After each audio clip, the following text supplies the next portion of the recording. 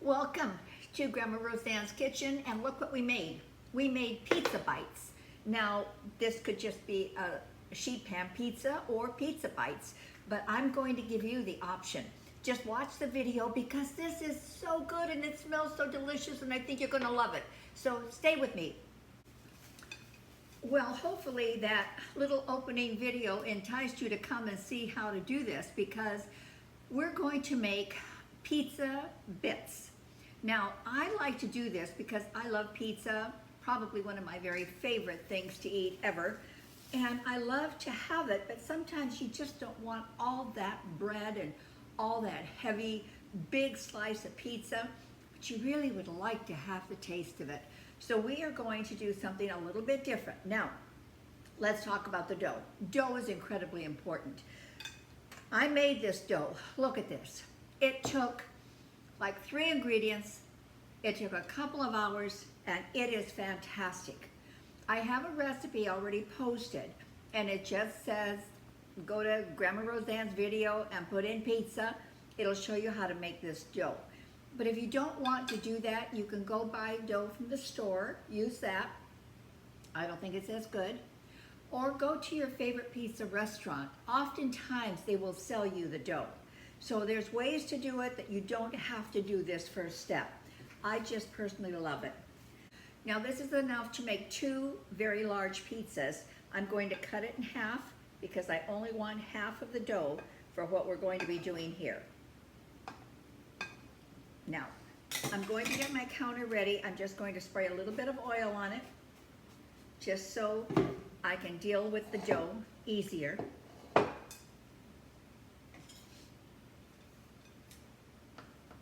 It wants to cling back together again. No, I want half, not all.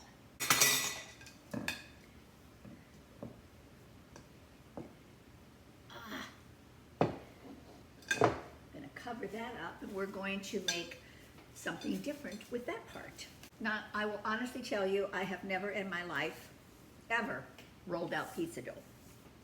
It is always stretched, it is not rolled, but for what we're doing here, we're going to roll it. Get on my hands, a little bit on here.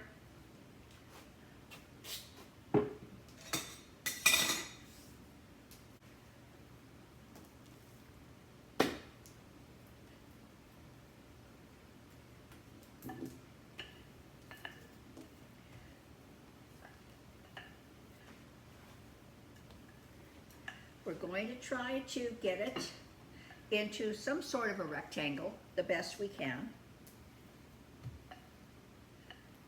And we're going to stretch it out pretty good.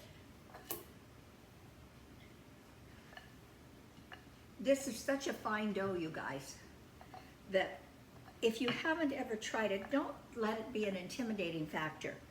It really shouldn't be because it really is an excellent, easy dough to work with.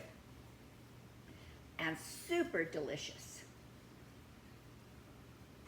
Now I have a sheet pan here and I'm going to spray a little bit of oil on that pan. And then I'm going to sprinkle some semolina, which I actually like the crunch on the bottom of the pizza. When I have it, I think it just kind of adds to the flavor. I like it. You don't have to do this if you don't want to. Now, we're going to take this dough and spread it onto our sheet.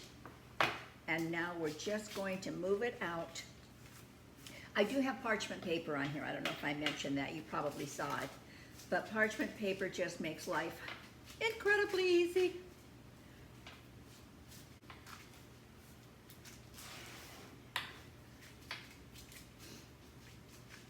You will find some high spots when you're doing this, so just try to even them out. You want your pizza to be as even as possible. And I don't know what pizzas are costing in your area, but in our area, a pizza with 2 or 3 toppings on it, you're talking about $35. That's outrageously expensive when you can make the dough for pennies, and I literally mean pennies. And then the toppings are just the toppings you want to put on it, a fraction of the cost. So if you are feeding a family or you just want excellent quality, make your own. The reason I'm being careful on the high spots here is that it's the cooking time, and you want all of your pizza to cook at the same time.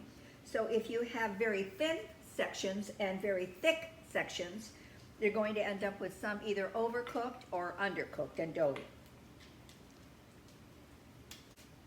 And when you do it this way, you can very easily tell where you need to spend a little bit more time and attention. Okay, see where we are? I think that's perfect. Now, okay, now we need to talk a little bit about the sauce. Again, so many options, but I will tell you what this sauce is. My garden is plentiful with tomatoes. And we still, right now I'm filming this in August, so we're still right in the middle of tomato season. If you have tomatoes growing on the vine, pick them off, rinse them off, throw them into a pot, add a little bit of water, a little bit of salt, a little bit of Italian seasoning, and let it cook down. When it cooks down, then what I did is I just put it through a sieve, got rid of all the peels, and ended up with an exquisite sauce. Now, if you don't have tomatoes growing, or you have tomatoes growing and, oh dear Lord, Roseanne, I'm not gonna do all that work, I don't blame you. Just get your very favorite pizza sauce from the whatever store you go to. It'll be just fine. Alrighty. Now we're going to, oops, got a stem in there. Just coat it. And what I love about this, you guys, is you put as much or as little of whatever you really like on it. It's entirely up to you. Whatever toppings you want, whatever is most enjoyable for you. Now, I know that probably most people really love Italian sausage on it. I detest it. And I really don't like ham on it at all. So will I make a pizza with those for myself? No. But if I have a guest over and that's what they like, of course I can make it. Because when you're making little pizzas individually or making a sheet like this, you can half it. Half what I like, half what they like. There. I think that's a nice covering of sauce. Now, in our household, we like garlic. So I minced garlic. Take a look at this. No, I'm not going to use all that garlic. But I always pre-do. Now, I will tell you, when we order from our favorite restaurant and we order garlic, there is no consistency to it. Either it is so much garlic because it's overpowering and you can't really enjoy the pizza, or they put almost nothing on there, and why did I pay another $3 for an extra ingredient? Here you can actually just put the amount that you want on there. Now I'm going to put a little bit of mozzarella here before I even put my pepperoni on. We love pepperoni. Now I have all kinds of pieces here because I tried to slice it. I wasn't very successful. So anyway, what you do want to try to do is not get the pre-shredded mozzarella, because honestly they put a retardant on there so that it doesn't stick together. It's not very good. So if you can, get it like that and slice it yourself. I just tried to do it on my Breville, and that was not very good. Now we like mushrooms a lot. So what I did with these is I just got some baby portobello and some white button, sliced them up, sauteed them in a little bit of butter, a little bit of onion. I sauteed the onion first. That much wine, I used a white wine, and Just sauteed them until they were, until all the moisture was gone, and whoa, they are delicious. Okay, I'm gonna do another slight layering of cheese, only because we can, and we're making it the way we want. Now the pepperoni. Oh, love pepperoni. What about a vegetarian? You like that? So simple. Once you have your basic dough, the rest of it is just child's play. It's just what do I like and how much of it do I want on there. And we will top it with a generous portion of mozzarella.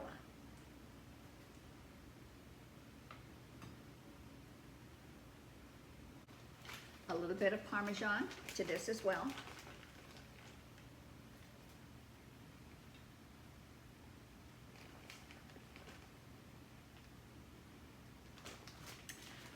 And now we are ready. My oven has been on for about 45 minutes at 400 degrees. And I want that oven scorching hot. So when I put this in, the entire oven is heated. If you set your oven at 400 and it goes off in about 5 minutes, trust me, that whole oven is not at 400 degrees. But now I know it is. What I'm gonna do is just dab a tiny little bit of sauce kind of over the top of this, simply because I kind of like it. Like I said, whatever you like, you get to do now. Okay, it's only gonna go in for like 12 minutes. Really quick. See you soon. Okay, our pizza is done. And it smells so good, you guys. Ah. And this is exactly why you want to use parchment, because it makes life so simple getting the pizza out. I'm just going to, still kind of hot here. Just gonna slide it off. Yay! All right, I'm gonna still let this cool down just a little bit. If you're wondering what about the other dough, it's right here. It's all rolled up in, well, I didn't roll it up so good. It's kind of popping out there. All right, I'm gonna fix that hole. Now what I'm going to do with this is I'm going to freeze it. It'll stay really good in your refrigerator, probably for a week, but I don't plan on doing this again very soon. So I'm gonna put it in the freezer. When I'm ready, I just take it out, defrost it, and we are good to go. All right. Are we ready to try our creation? I believe we are.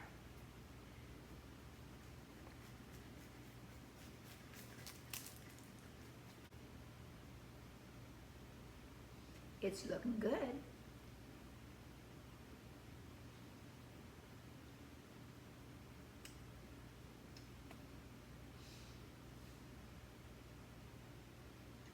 Makes my heart sing. It is spectacular. It really is. I'm going to cut it in small sections like this. I'm going to freeze it. I think that if you're watching something on television, you are in the middle of a good movie, you don't want to cook a dinner, maybe 1 or 2 slices of this with a little side salad would be fantastic. I think it's a great accompaniment if you're going to have company over and maybe you're making an Italian dinner. This can be just a little side addition to it because the dough is already done. It's a very simple thing to put out there. But if it's already frozen, just pop it out and pop it in the oven for a few minutes. So I am going to enjoy this little pizza bite. Come back anytime. You know I love cooking, and I especially love cooking if I can share some wonderful things with you. So thank you so much. I hope you will subscribe, and I hope you will hit the like button because that helps me actually. And then the little bell lets you know when I'm coming back. So you have a wonderful rest of your day. I'm going to turn on a good movie and I'm going to have some pizza bite. Thank you for coming. Bye.